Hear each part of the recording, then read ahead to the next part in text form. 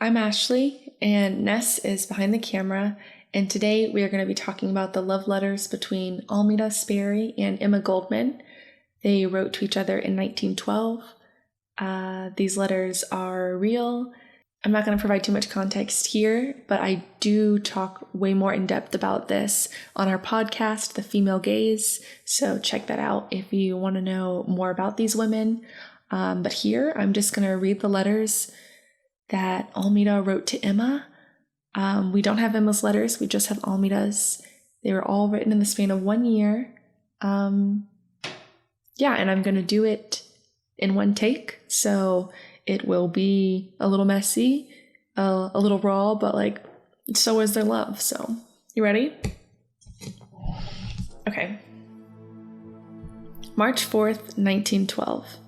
My own dear, my cherry blossom, my moonbeam shimmering on a dark pool at night, my mountain so calm, so serene, my drop of dew hidden in the heart of a wild rose. I do not know whether I have loved deeply and passionately or not. If you mean, have I ever loved a man, I will frankly say, I never saw a man. I have seen bipeds who pose as men, but never saw a man. No, I have never deeply loved any man. I seem to exact too much. The men are lying pups, and all they care after is sex.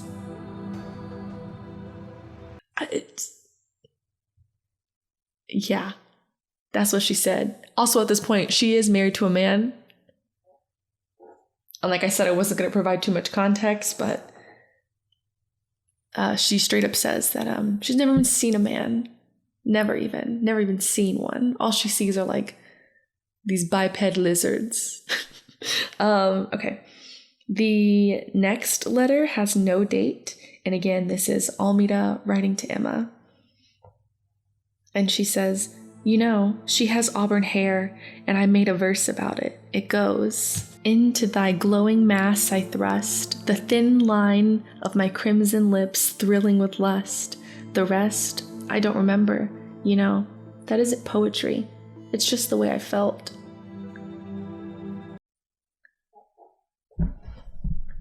I told you that one before this one. Yeah. I don't know the vibes of this one fully, because she's telling Emma about this other girl that she's been with. And I can't tell if it's like a jealousy thing or just let me tell you this awesome thing I did. Either way, the fact that she made a point to say the last girl I was with had auburn hair, and then the first line of this poem is, into thy glowing mass I thrust. 1912. They wrote this in 1912. Okay. 1 month later, Almeda writes to Emma. It's April 2nd. Something seems to have broken in me. I do not care for anything anymore. One thing though, I love you. Big mood change from what she was just talking about. I think our girl's going through it a bit, but every gay's gone through it. So over 100 years, we get it. It's fine. Okay, again, way more context on our podcast, but in this next one, she's talking about her husband, specifically talking about her husband. Okay. Shall have him somewhere in the background, always. Habit is even stronger than love, and it is nice to sleep with someone so when a person wakes up in the middle of the night, why one can touch the other person and not feel so alone. And then, too, in the wintertime, when the wind howls, my word, if I were alone then, I'd ask the nearest male who had any kind of health to sleep with me. My word. I have no civilization whatever, have I? But as far as violence is concerned, violence doesn't hold me to anyone. It is the sweet part of Fred that holds me, and the fact that we have been through strikes, panics, and hunger and sickness together. The time he went to cut my throat, I kicked him in the abdomen, and he forgot about wanting to slit my neck. You can ask my mother if she ever got a whimper out of me when she beat me. A loving glance, a pressure of the hand, a smile, and I was hers willing slave, but a beating or a hit alongside the head, and she was the one to fear then, not I.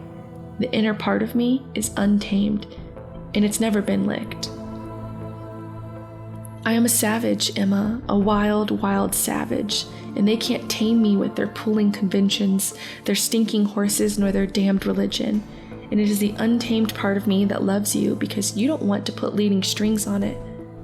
If you did, I would tell you that you were a liar and your book is a lie. And it is the wild part of me that would be unabashed in showing its love for you in front of a multitude or in a crowded room. My eyes would sparkle with love, they would follow you about and love to gaze upon you always, and every part of my body would be replete with satisfaction of its expression of love. God, God, God, God. Ness, did you hear that one? I sure did. It's not a love letter if you don't mention getting your throat slit. It's pretty intense, not gonna lie. It's fine. Yeah, it's fine. You know why? Nope, it's fine. Let's continue. September 23rd, 1912. Again, Almeda writes to Emma, Dearest, I have been flitting about from one thing to another today in vain endeavor to quell my terrible longing for you. But my work is done, and now that I have sat down to think, I am instantly seized with a fire that races over my body in recurrent waves. My last thoughts at night are of you. I dream of you during my slumbers, and that hellish alarm clock is losing some of its terrors for me, for my first waking thoughts are of you. Dear, that day you were so kind to me, and afterwards took me in your arms, your beautiful throat, that I kissed with a reverent tenderness, reminded me somehow of the throat of the bird I shot. Do you remember me telling you of that? Do you know, sweet cherry blossom, that my week with you has filled me with such an energy, such an eagerness to become worthy of your friendship, that I feel that I must either use my intensity towards living up to my best self, or ending it all quickly in one last grand debauch. How I wish I was with you on the farm. You are so sweet in the mornings. Your eyes are like violets, and you seem to forget for a time the sorrows of the world. And your bosom, your sweet bosom, unconfined. The next one is one that I talked about on our podcast, The Female Gaze, and it is not dated, but it is for sure the spiciest of all of them. So here we go. Dearest, if I had only had the courage enough to off myself when you reached the climax, then I would have known happiness, for at that moment I had complete possession of you. Now you see the yearning I am possessed with, the yearning to possess you at all times, and it is impossible. What greater suffering can there be? What greater heaven? What greater hell? And how the will to live sticks in me when I wish to live after possessing you. Satisfied? Oh God, no. At this moment, I am listening to the rhythm of the pulse coming through your throat. I am surging along with your lifeblood, coursing through the secret places of your body. I wish to escape from you, but I am hurried from place to place in my thoughts. I cannot escape from the rhythmic spurt of your love juice. So a few things. My girl, my love, Almeda, she starts off by saying, literally, I would have been a happier person if I were to have offed myself when we were. You know what I mean? And what a line. 1912. They probably didn't have electricity, and this is what they're putting down. It is a lot of talking about throats. Almeda seems to be into Emma's throat. Fine by me. Love juices, rhythm of the pulse. Okay, let's go to the next one. The next one is different. It's different. Half of it is typed. It seems to be the only record of anything that they've ever typed. On top of the typed letter is a handwritten note, and it was dated October 21st. And again, she wrote it in hand on top, and it says, "Don't you ever show this to anybody." Underneath that is the typed part that reads, Do you know, dear, that sometimes I feel quite cruel towards you? When I do not hear from you, I wish you were a giant with 30-league boots. I would stride to where you are, grab you up with my big paws, and dump you down in the middle of this community. Whenever you would try to escape, I would push you back into it. And again, just to let despair creep into your heart, I would like to strike you in the mouth. I think, she's at the tail end of a blind alley anyhow. To hell with her people, damn the swine. They do not understand any part of her, and she is giving herself to them. She will die in extreme poverty, if she does not die in harness. And then I think, can it be possible that I feel vulgar jealousy? Well, this is the first time. And then I kiss your feet and ask for forgiveness. In the same letter, underneath the typed part, she writes again in hand, written letters. So it's like written by hand, typed, written by hand. Here we go. And then sometimes I think, perhaps she is just studying me, all my personalities for the good of her cause, studying this peculiar product of our civilization. Her cause is first. But if I were really assured of this fact, I would carve her heart out, mark how the blood spurts. But by carving her heart out, Almeda, you would only acknowledge your weakness, and you do. Love to kiss her hands, Almeda, and lay your head on her wonderful bosom. So get strong, Almeda, get strong, as she is. And such unabiding thoughts will not come into your head. And haven't you had proof that the human side responds to you? But her cause comes first. But doesn't it in you, Almeda? Think, what else is worth living for? Lower your head in shame. So that's what she wrote. That's what she wrote. And she's talking to herself at the end. She wrote a letter to Emma, talking to herself. No judgment here. I'm Team Almeda. I'm Team Emma.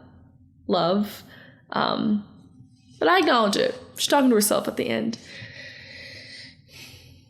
The next one, the next one is like my favorite because it has some like petty drama in it. Essentially, they get into a fight. Emma sends Almeda a rose, and we'll talk more. December 23rd, 1912, 2 days before Christmas. Hot. Dearest, I have just received your card and am filled with a great peace. I'm a little remorseful from wanting to hear from you so badly. I will never again have anger for you or never ever feel impatient again, for I have lived 1,000 years in the last 2 weeks. Tell me, Emma, why is it that when a person knows he has been as bad as he can be, why is it that he picks out the one he loves the most to hurt? And why did I have to show you the savage part of me and want to even beat you? I hope you got your fill of the primitive. I am so glad you looked into my eyes that day. It is a good thing that one half of me is decent. I wish I had a mother like you. You are my mother. Fred said that. He said that the day I sent the rose back. You know, I woke up screaming. Fred said, will you never be anything else but a child? If I know Em, she won't pay any attention to it. Then I went to sleep again, for Fred always knows. Ah, your dear eyes. There are many things I cannot do now since you looked at me that way.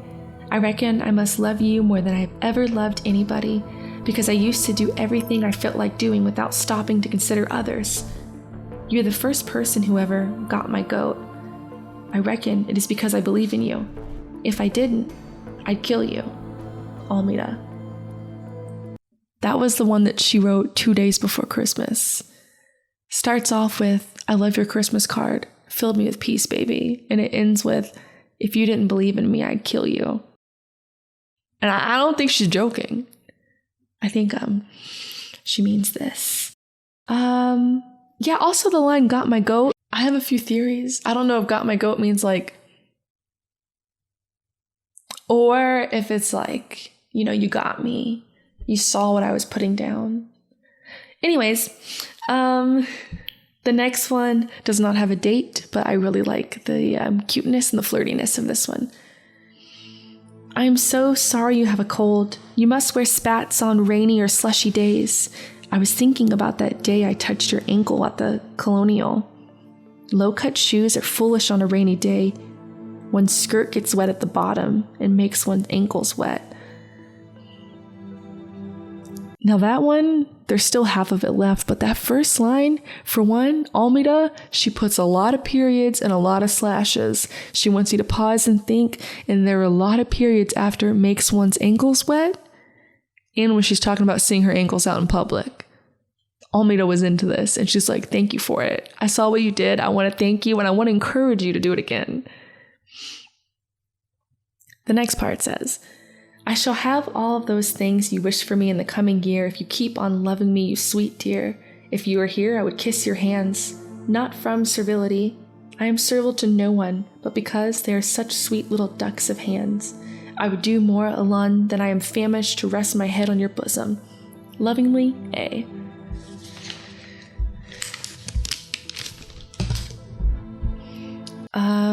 Yeah, so that's it. Did pretty good. We read through them. Please check out our podcast, The Female Gaze, where we will talk about their letters and more about their history and how these were found and a lot more. But I want to end it here with a line that Almeda wrote to Emma. When talking about her and her success, she said, I ain't dead yet, and I ain't done for either. Bad bitch. That's what I'm going to say. I ain't done for yet, and I ain't dead either. Oop, nope. I ain't dead yet, and I ain't done for either. Yikes. Okay, we're done. Cut the cameras. Dead ass.